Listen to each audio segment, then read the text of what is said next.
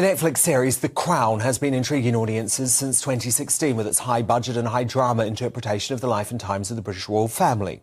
However, producers this week disgusted many royalists as it was revealed by the Mail. Former royal butler Paul Burrell just threw a grenade into the royal gossip machine, and the shrapnel is flying everywhere. The royal world is no stranger to controversy, but this time the fallout is bigger than ever. Burrell, who once served as Princess Diana's confidant, has never been one to mince words, but his latest revelations have left even seasoned royal watchers stunned.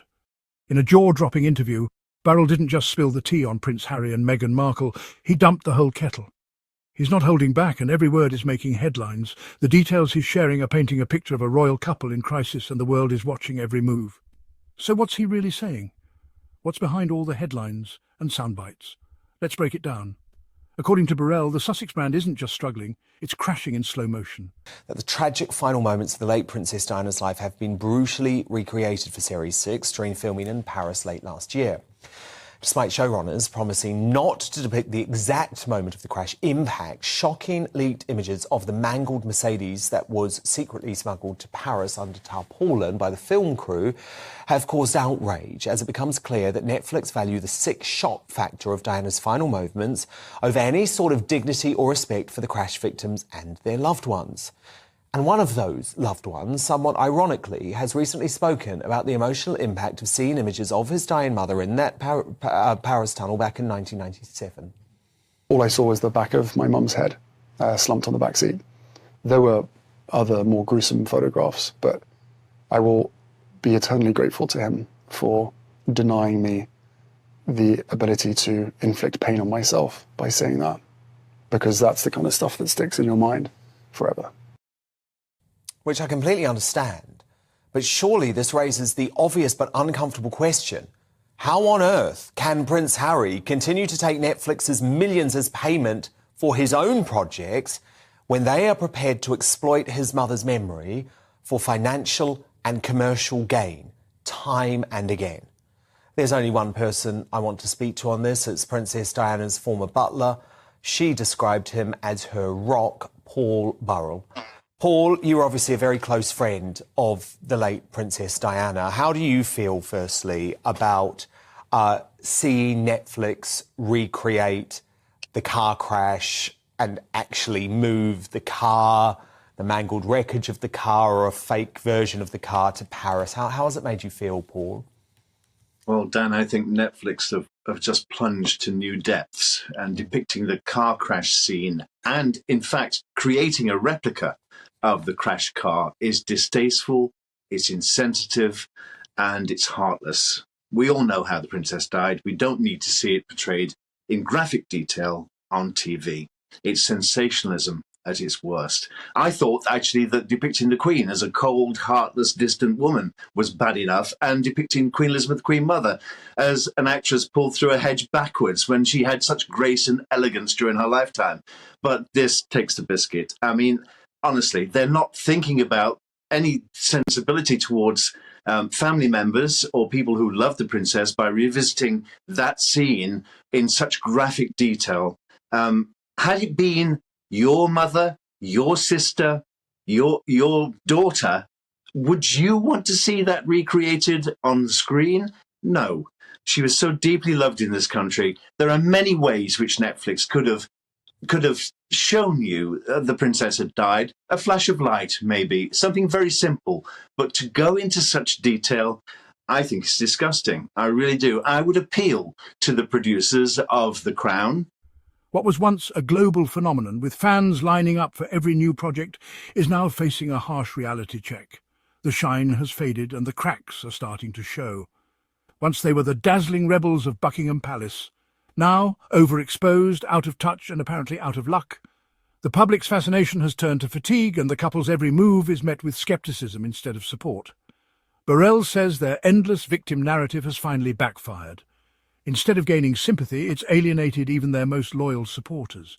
People are tired of the drama and the couple's attempts to control the story are falling flat. The public's tuning out, even Hollywood's lost interest. Spotify? Gone? Netflix? Slamming the brakes? Their media deals, once worth millions, are now in jeopardy. The entertainment industry is moving on, and the Sussexes are struggling to keep up. Meghan's American Riviera orchard? Let's just say it's not exactly flying off the shelves. The much-hyped lifestyle brand is facing lackluster sales, and critics are calling it another failed venture.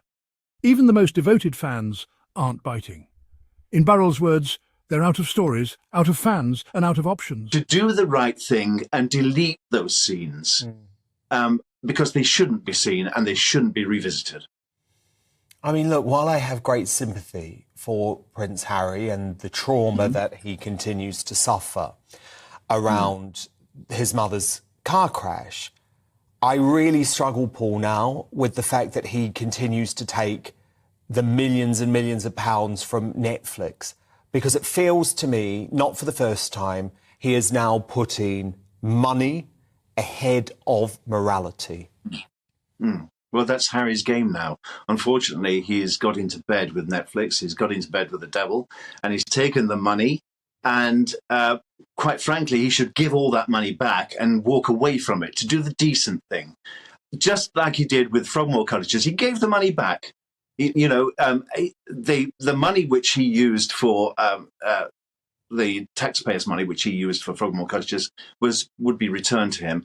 He should do the same thing with Netflix, because Netflix are not a company which he should be rubbing shoulders with after what we've just seen, and knowing how it upset him and William at the time. I was there. I saw what happened. Does he really want to work with a company who are going to portray all of that for the world yet again? I'm really not a fan of The Crown. And especially, Paul, when Harry, over the past few years, has set himself up to be almost like some sort of moral arbiter of the media. You know, he is so quick to criticise newspapers and photographers, but all of a sudden, when it comes to him making money, he's actually turned into a bit of a propagandist for Netflix and The Crown, while the rest of the family are loath to talk about it because they feel the impact of The Crown deeply, especially King Charles, because he knows how damaging The Crown has been to his reputation with young people around the world. Harry, actually, in interviews, has actively promoted The Crown and said how much he loves watching it. The once loyal Sussex squad is shrinking and the couple's influence is fading fast. But he didn't stop there.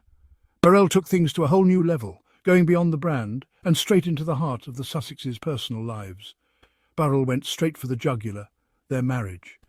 He's not just speculating, he's warning that the relationship itself is on the rocks. He claims Harry looks lost, isolated and manipulated. The once confident prince now appears adrift, cut off from his roots and struggling to find his place in a new world. Meghan, he says, is running the show, controlling the narrative, while Harry's burned every bridge, his family, his country, his history. Burrell suggests that Harry's transformation is complete, and not for the better. And here's the bombshell. Burrell warns that the cracks are getting harder to hide. Beggars belief, doesn't it?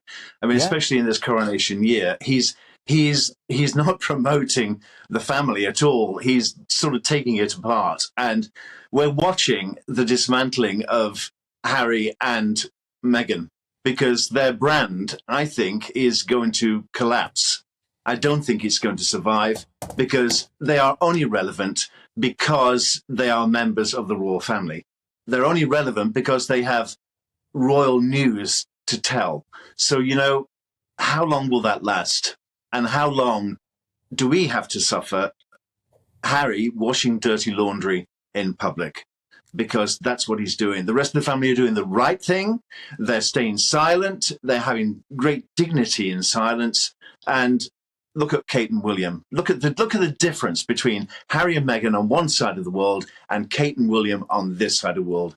Kate and William are not putting a foot wrong. They're doing exactly what they should be doing. They are representing the royal family in an immaculate way.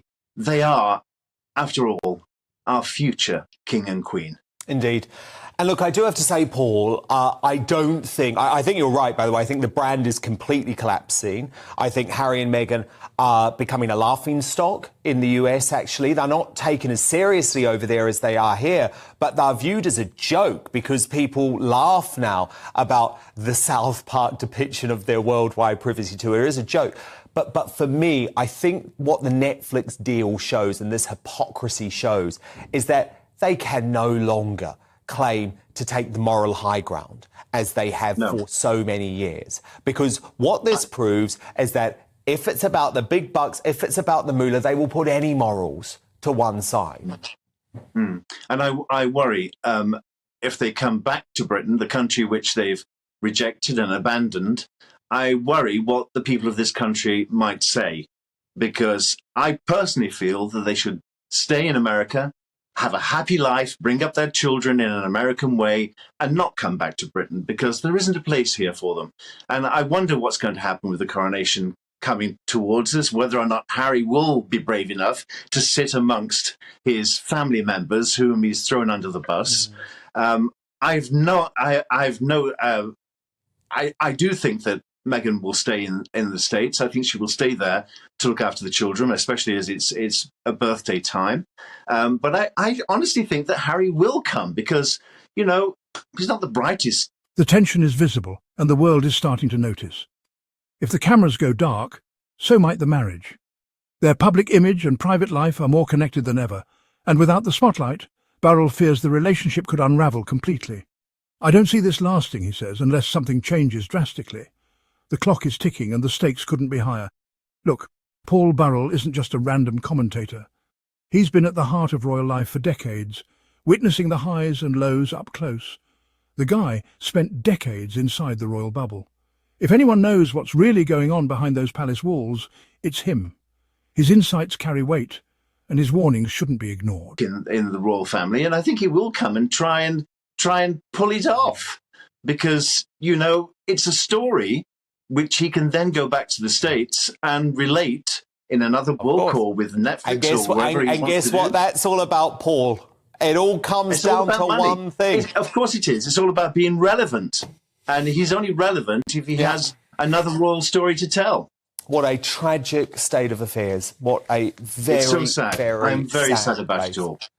Indeed. Well, look, Paul, such a pleasure to speak to you. You know, we are all sending huge strength and love to you right now as well. We know you're going through this cancer battle. You are being so brave, so strong. So you know we're all behind you. Paul Burrell will speak very soon. You will. You absolutely will. Thank you, Paul. He says Harry and Meghan are headed for total self-destruction, personally and professionally. Their brand, cracked, their marriage, strained, their reputation, freefall. The fairy tale is turning into a cautionary tale, and the world is watching every twist and turn. If you're tired of the sugar-coated headlines and want the unfiltered truth from inside the royal world, smash that like button, hit subscribe, and turn on those notifications. Don't miss a single update as we dig deeper into the stories the mainstream media won't touch. And hey, what do you think? Is Burrell spot on, or is he just stirring the pot? Is Paul Burrell right? Or is there more to the Sussex story than meets the eye? Is the Sussex fairy tale over? Or is this just another chapter in a never-ending royal saga? Drop your thoughts in the comments. I'm reading every single one. Your voice matters. And I want to hear what you think about the latest royal bombshells. This is the royal drama you won't hear anywhere else. We're cutting through the noise and bringing you the real story, straight from the insiders. Stay tuned for more bombshells and brutal truths right here. The royal saga is far from over, and you won't want to miss what's coming next.